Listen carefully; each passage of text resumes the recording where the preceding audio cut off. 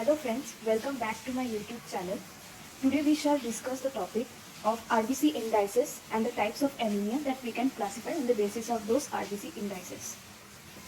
This topic is important both for physiology as well as pathology, but here this discussion is mainly aimed for the first year students, that is for physiology, because in first year this is a very commonly asked topic for the Viva in practical exams, and we often ignore such types of topics.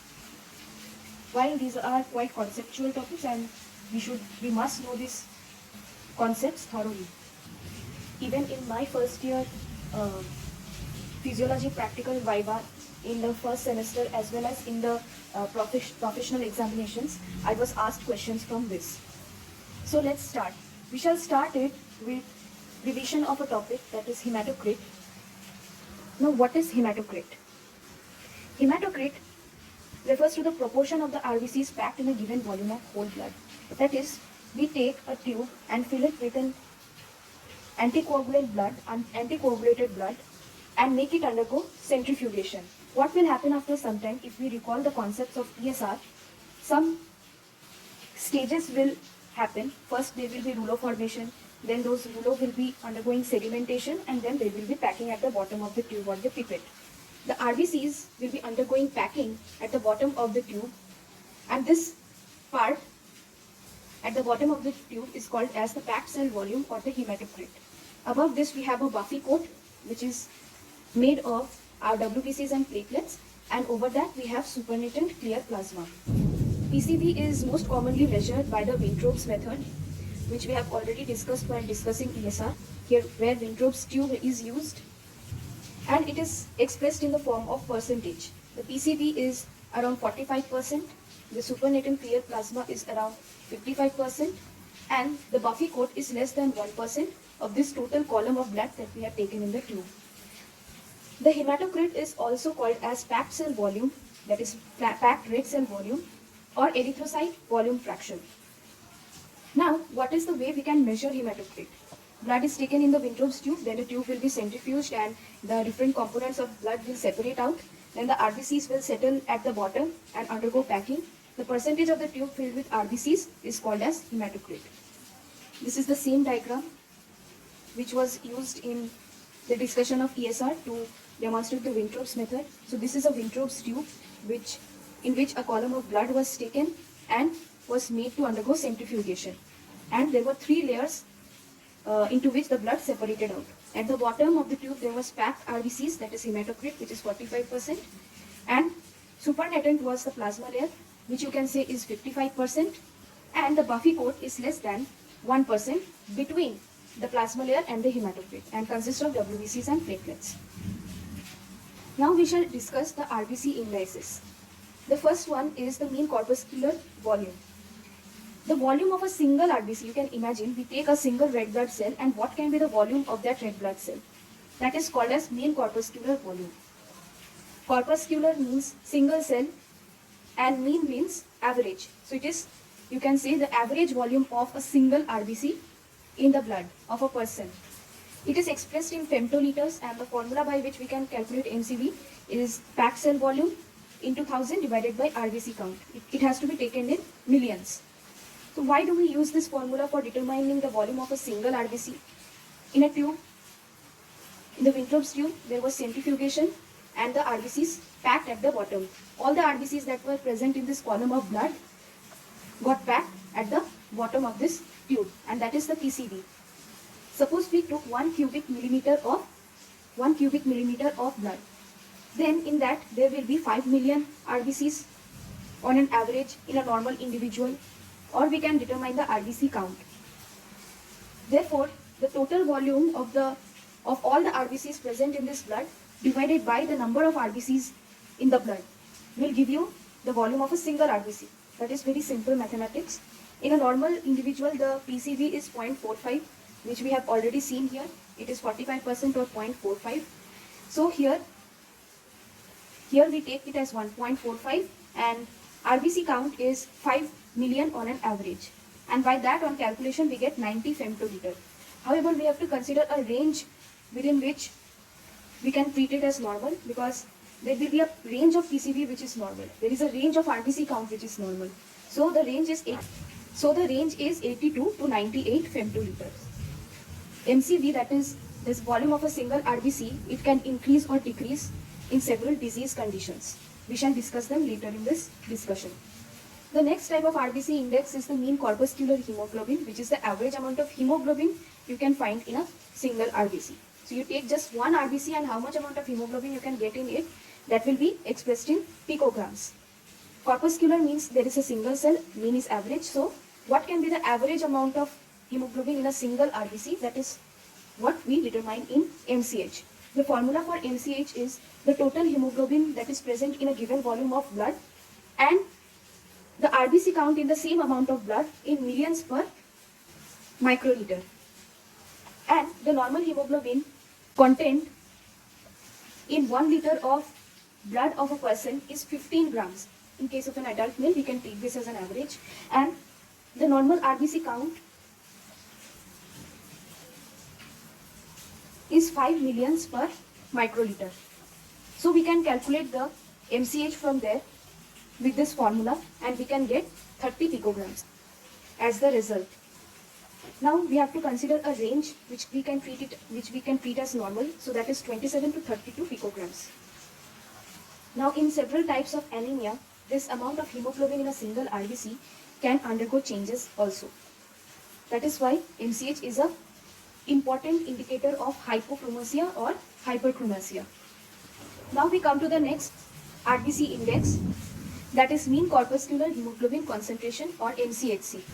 It is the average concentration of hemoglobin in a single RBC. So you take how much amount of hemoglobin per deciliter of RBC is present. So it is expressed in gram per deciliter. Or rather we can say how much amount of hemoglobin in grams is present in how much volume of RBC. It is a better indicator of hypochromasia as compared to MCH. Remember, MCH may reduce as the RBC size reduces because the RBC will be able to hold lesser amount of hemoglobin now. However, the MCHC may remain constant. So we can assess hypochromasia more accurately with MCHC. The normal range is treated as 31 to 35 gram per deciliter. The formula is hemoglobin in gram per deciliter divided by packed cell volume. So obviously how much amount of hemoglobin was present in the given packed cell volume of the blood that we obtained after centrifugation. That is the PCV. The normal hemoglobin is 15 gram per liter, which we can say it is 0.15 gram per deciliter. The PCV is 0.45 in a normal individual. So the normal MCHC comes out to be around 33 gram per deciliter. It can be treated as average and we take the range from 31 to 35. This is the summary of ranges and we should try to remember these ranges. Now, based on the RBC indices that we have discussed, there are 3 types of anemia. The first is Microcytic Hypochromic Anemia, where there will be low MCV and low MCH. And the second type is the Macrocytic Anemia, where the MCV is high. Then we comes to the Normocytic Normochromic Anemia, where the MCV and MCHC are normal. So what happens in these conditions? We have to understand that the low MCV in microcytic anemia refers to small size of the RBC. MCHC is lower, means there is hypochromic anemia. So the concentration of hemoglobin in this RBC has decreased. Macrocytic anemia has referred to high MCV. That means the RBCs are larger than they are normal. Okay. That happens when the RBCs are not undergoing proper maturation. So they contain immature, the blood contains immature RBC and the RBC contains immature hemoglobin.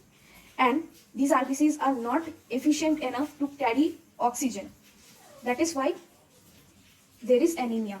There is another variety of anemia where the size of the RBC as well as the concentration of hemoglobin inside it are normal. Then why there is anemia in this condition? That is because the RBC count is decreased. So if there are not sufficient RBCs in the blood, there is insufficient carrying of oxygen to the tissues. We can understand these concepts also by this, with the help of this table. The first type is microcytic hypochromic, where the size of RBCs is smaller than normal. In normocytic normochromic, the size of RBCs is normal, and in microcytic, it is larger than normal. It is depicted in these diagrams also. You can see the central pallor in RBCs. We know RBCs are biconcave shape. So in the central region of RBCs, in the normal RBCs, the concentration of hemoglobin is lesser, and that is why RBCs appear pale at the center. That is called as the central pallor of RBCs. If it is more than 1/3, then it is microcytic hypochromic. In normocytic, it is normal. In macrocytic, also it is normal. The central pallor increases in microcytic hypochromic anemia. Because here there is hypochromasia, the hemoglobin has reduced beyond the central region of the RBC. So the central pallor has increased. In the MCV, we can say that is the size of a single RBC. It is reduced in microcytic, it is normal in normocytic, and increased in macrocytic anemias. And the values are given as you can see. The MCHC, or the concentration of hemoglobin in a single RBC, it is reduced in hypochromic anemia. In normochromic, it is normal. In macrocytic also, it is normal. There is no change in hemoglobin concentration. However, hemoglobin will be immature here. Examples in iron deficiency anemia, thalassemia, normocytic normochromic during blood loss, and anemia of chronic diseases. Whenever a person is suffering from some chronic disease, he or she has a tendency to develop anemia. So that is the anemia of chronic disease. The deficiency of vitamin B12 and folic acid causes macrocytic anemia. Now the question is why? That particular question is also asked in biochemistry. The other types or the other causes are not required for first year. They are asked in pathology in second year. Further discussion of this topic shall be with some other video on this channel. Now one thing is, we all have very good acquaintance with the term anemia, but we cannot define it when it comes. Anemia is decrease in any one or more of these three factors. The first is hemoglobin concentration, the second is erythrocyte count, the third is hematocrit. That is the ratio of packed red cells to total blood volume. That is the volume of RBCs that can undergo a change. So it can also be defined as the reduction of the total circulating red cell mass below normal limits. So whenever there is reduction in erythrocyte count and hematocrit, very obviously there will be reduction in red cell mass.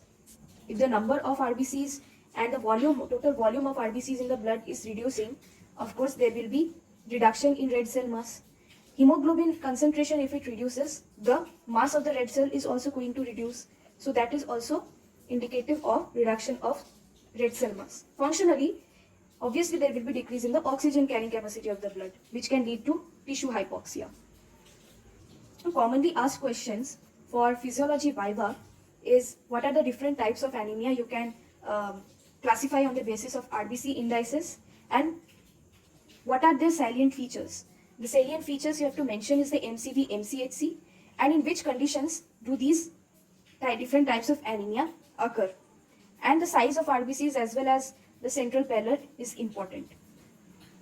So with this we come to an end of today's discussion. If you like the video, please like, share and subscribe. Thank you.